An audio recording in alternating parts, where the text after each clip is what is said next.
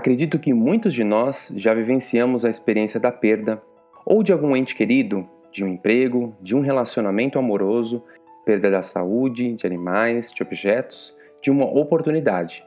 Afinal, perder faz parte da vida. Contudo, não é nada fácil.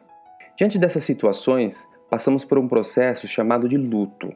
Olá, eu sou Paulo Rafael e nesse vídeo do Superleituras iremos abordar os 5 estágios do luto, para ajudar você e eu a lidar com esse fenômeno humano que tem origem desde o surgimento das primeiras civilizações. A psiquiatra suíça Elisabeth Kübler-Ross, pioneira nos estudos de proximidade da morte com pacientes terminais e a maior autoridade no assunto, descreve em seu livro Sobre a Morte e o Morrer os 5 estágios do luto.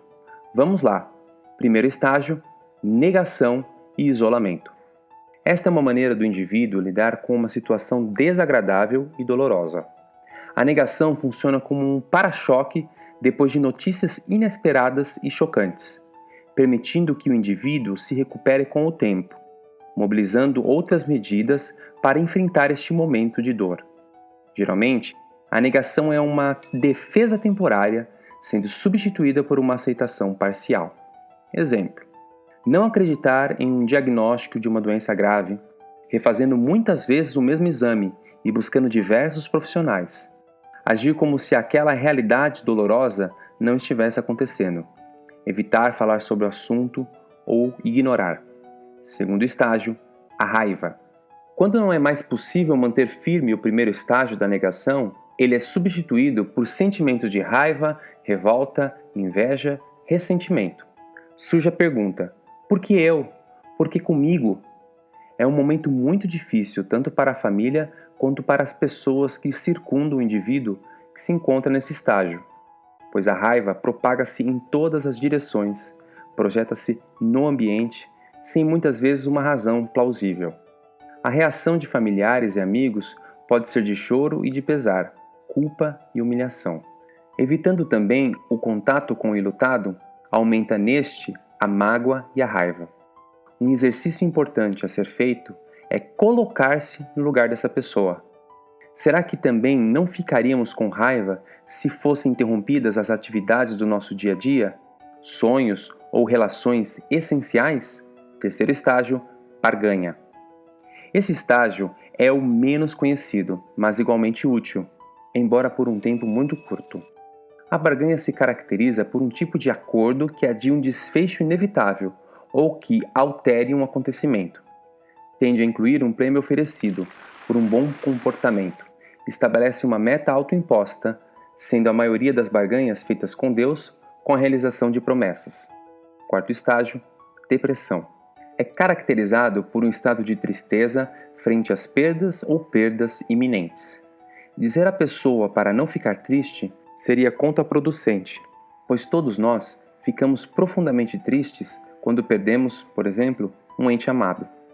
É importante que a pessoa exteriorize seu pesar, dessa forma possibilitará um melhor enfrentamento da situação.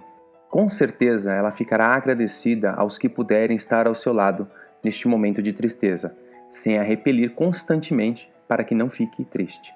Quinto estágio, aceitação. Esse estágio é um momento em que a pessoa começa a se adaptar e, por exemplo, a viver sem a presença de uma pessoa ou com a realidade de que a sua rotina de trabalho está alterada, que não possui mais as condições de saúde como antes, possibilitando uma reorganização da sua vida após as suas perdas. É necessário destacar que os estágios do luto não acontecem em uma ordem, como elencadas neste vídeo. Uma pessoa enlutada pode, por exemplo, no estágio de raiva, passar para o de negação e retornar para o de raiva. Não existe uma lógica para os recursos utilizados diante do enfrentamento e de um sofrimento. Cada pessoa é única e possui uma história de características irrepetíveis, bem como reações e posturas diferentes diante da dor. O luto pode durar dias, meses, anos, a depender do vínculo, da história e da personalidade de cada um. Importante é viver o luto e não querer camuflá-lo com excesso de trabalho, consumismo ou indiferença. As lágrimas também são sagradas.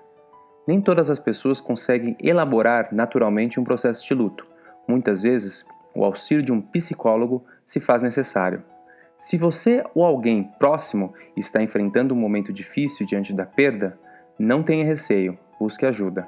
Compartilhe esse vídeo para o máximo de pessoas, ele pode auxiliar também muitas pessoas nessa autocompreensão da dor e do sofrimento. Siga a gente nas redes sociais, Facebook, Instagram, baixe nosso e-book gratuito bem aqui. Um grande abraço e até breve.